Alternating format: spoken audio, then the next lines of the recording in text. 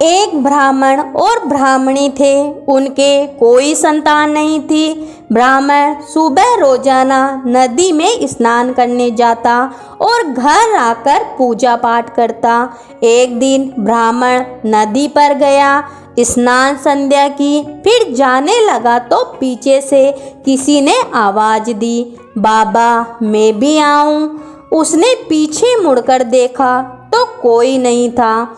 फिर से चला और आवाज आई। उसने कहा कोई दिखता तो नहीं है और बोला कि भूत प्रेत हो तो मत आना, कोई देव हो तो आना। इतने में 5 वर्ष की कन्या आई और बोली, बाबा मैं आपके घर आऊं।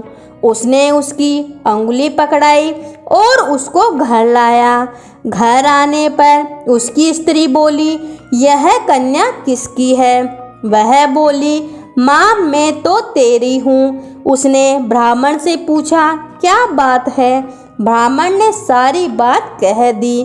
उन दोनों ने उसे बेटी कह के पुकारा। वे दोनों पति पत्नी खुश हुए और बोले, इसका नाम क्या रखे? ब्राह्मण बोला, इसका नाम तुलसी रख देते हैं। यह हमारे आंगन की तुलसी है।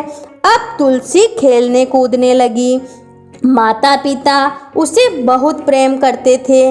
वह बड़ी हुई तो शादी के योग्य हुई। माता पिता चिंता करने लगे तो तुलसी बोली, मेरी चिंता मत करना, मुझे तो स्वयं भगवान श्री कृष्ण लेने आएंगे। तुम तैयारियां करो। शादी का मुहूर्त निकाला।